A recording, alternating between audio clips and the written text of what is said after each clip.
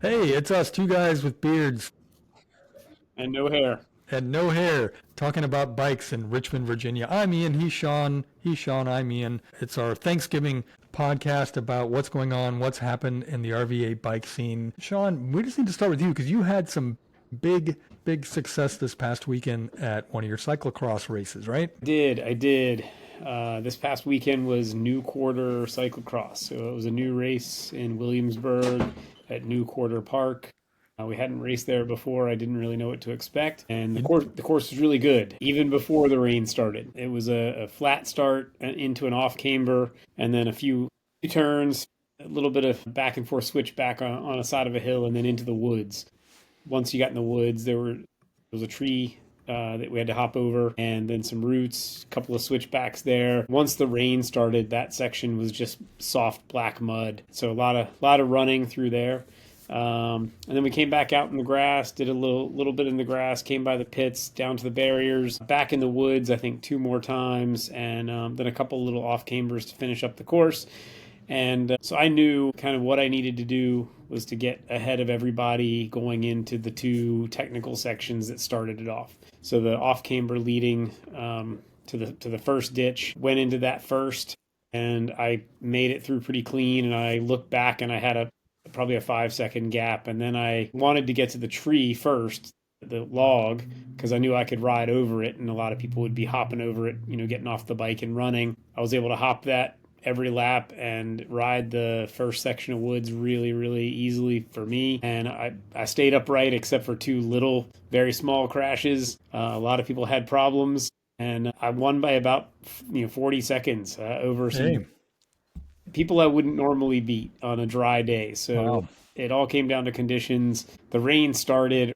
We were probably 2 minutes from starting when the rain really started to come down. And so the course changed drastically. And I had kind of prepped for that with a kind of a transitional mud tire. So it's a little bit lower in the middle, not a full mud tire. Went a little bit lower pressure than I would normally run in both tires. And I surprised myself as much as all the other people that were yeah, out there.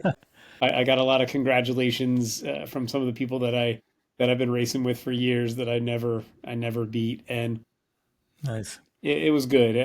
I was expecting to always get second, third, fourth this year. Yeah, To beat any of those three that were second, third, and fourth, I was super yeah, happy about. So it was a that's great day, great. great day for me. I really enjoyed the course. We did tear it up a little bit. I'm confident the guys down there are going to go down and do a little bit of work on that to make sure that it doesn't look like anything happened. Come January, February, they'll seed maybe. Well, while it's wet Yeah, right now, there's a little bit of moisture in the air. They might go reseed now and then go check it in the spring. But that stuff gets cool. torn up, and we had to go back and fix a few things. So Well, hoping we that's can good. go back next year because it was a great Yeah. course. Well, that's good to, it's good to mention that too because it lets people know that you guys don't come and just like thrash a track and thrash an Yeah, area. You like want to take care of it. So, if it's dry, it really most grass will come right back. In all the courses we've done here in Richmond, Chimborazo, Bird Park, except for a few times, we've had pretty not mild conditions. We've had a few where they were damp or it rained late in the day, so that not 100% of the races were in the rain. But probably in 2016, 17, we had a really muddy day at Chimborazo, and we had to go back out and like boot stomp all the ruts back mm, down because it was a lot just single track V's in the grass. And so we went out and stomped it down, and then I went out with a hand seeder and seeded it. So walked 2 miles. Some of that's on the road. I didn't seed the road. I only seeded the that's right. grass, Don't do. but we do have to do that sort of thing, and the city knows that, and we've done So, walkthroughs with the city to show them what it looks like, where the course is going to be, and then they've come back out and seen it later and been like, yeah, okay, no, no big deal. If you put what did they have? There was something that went on not too long ago where they had some rain at a park here. I can't remember what thing it was, but like some of the parking was in the grass, and like a couple days later, you see the tire tracks from the cars because it rained late. No, it was the Pride Festival. All yeah. the vehicles that had to go in and drop off equipment or food trucks or whatever, they were all leaving marks in the grass, and so that stuff comes back. It's dirt. Yeah. Well, that's good. I want to make sure that people who are listening to this podcast, maybe you're watching it on YouTube, but go to the podcast, wherever you get your podcast, and it'll be a picture of you on the podium stand or the bike picture of your muddy bike, which you showed me. So one of those will be one of the pictures for this week. Yeah, quite a day. But I'm still working on getting the bearings sorted out from this past weekend. Well, that's good. I did not get out on a ride one. I got too busy, and my bike, I did clean my bike, or not clean my bike. I cleaned my chain. I think I showed you, I took the chain off. You ever have one of these things, by the way, where you know you have a tool and you can't find it? Mm-hmm. And I swear I have a little plier thing for the chain. I gave up for a minute, and I was like, oh, yeah, I tried like needle nose like an idiot. And then I was like, I haven't. I just dug through my toolbox, found it, took the chain off, saved a pickle jar, which everyone's like, why are you saving that? Pickle jar, put degreaser in it and some other degreaser that I had, shook it black as mud, and just did that a few times, rinsed it out, hung it to dry, and I'm going to put the bike back together, the tire, back on, put the chain on, or first I'll put the tire on, and if it makes that noise, you and I will talk later, because I'll need help. It probably might be a bearing, but other than that, I'm going to put it on, and I might need help again with the barrel adjusting and the limiter screws, which always gets me. Anyway, so I did not get out, but I do want to talk about, there is some stuff coming up this week. One of them is, it's Thanksgiving. So if you're listening to this on Thanksgiving and you like our podcast, please share it with all your friends and relatives. Sit around the fire and listen to it. Watch us on YouTube. No, if it puts you to sleep, it's all carbohydrates. It's not us. It's not the podcast. It's the carbohydrates. But I do want to, mention, I know Friday is usually get out and hike Friday, or, get outside or opt out, I think is the REI term for getting out. So I want to emphasize that get out on Friday, get out on Thursday, find a place to hike, walk, take your bike. Pocahontas is really close for a lot of people. They have great fire roads if you don't want to do the mountain bike. We have Buttermilk. We have Lazarus. Is it Lazarus? Loris. Let's say Lazarus. Larry Park. Loris, that park, depending on your skill level. If you don't want to bike, get out and just get outside and do something. We have so many great places to enjoy. And I can recommend Poor Farm Park. If you haven't been up to Ashland to Poor Farm Park, there's a pine forest that was knocked down by an ice storm. And all the trees are still there, but they're bent, and you can walk in between them, but they never recovered. They're still growing, but they didn't recover vertically. So it's this bent pine forest on the kind of Patrick Henry High School side of Poor Farm Park. It's a really neat thing to go see. Right. And my favorite place I went to this yesterday, took a hike at Robius Landing Park, which you can't mountain bike, and I don't recommend that. It's not allowed, but it's a beautiful hike that goes along parts of the James River. I've done triathlons there many times, and it's a beautiful spot. So get out. And speaking of Chesterfield, I took their survey. If you go to Chesterfield's government website, chesterfield.gov, and go to transportation, you can find their transportation survey and check out their map of how they're trying to do spines and connectors and do all this great stuff. They're updating their bike map from 2015. There's a webinar that Bike Walk RVA, Natalie Rainier put that on, along with someone from the county, JJ, I believe is his name. I forgot his last name, but they put on a webinar that you could watch on Bike Walk's YouTube page. Really fascinating stuff. If you're a county resident, even if you're not, if you go bike anywhere in the county, put your input in there, because there's some stuff coming with the Fall Line Trail. There's other connectors and things that they're trying to do, and they want to hear from you. I put in a lot of things like, this bike lane stops. There's a huge gap in the road that makes me go on the traffic. And they read it because they responded to one of them already. And then they said, Ian, calm down. No, they didn't. I'm fighting for all the bikers here in Chesterfield County.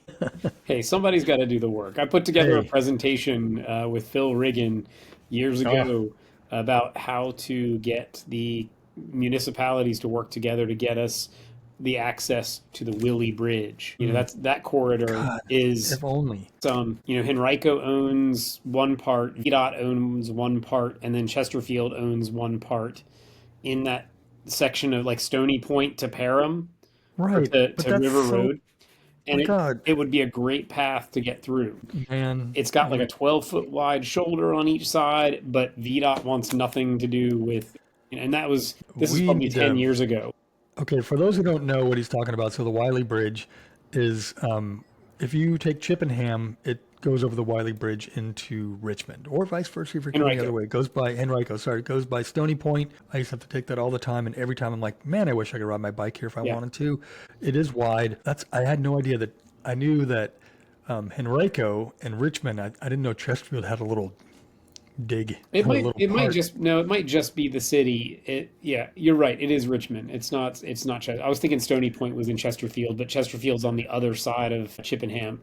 And But VDOT, such a great loop. VDOT considers 150 a highway, so you just can't. That legally for their whatever their codes are, they can't allow.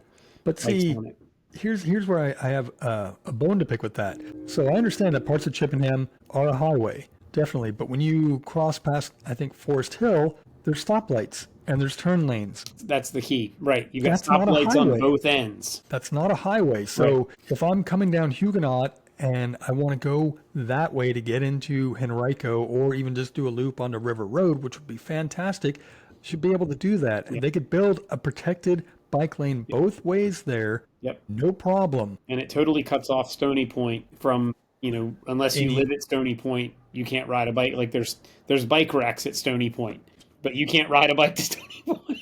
Yeah, which is just hilarious. And that whole area too, the speed limit's 45, I think, on that section. Okay, so courthouse 45. So people that may, courthouse is 45. Yeah. Do they need a protected bike lane? Yes. That VDOT did a survey on that, trying to fix that. But so we have to contact Phil and see if we can get something going on that again, because it was right around 2015 when we were trying to.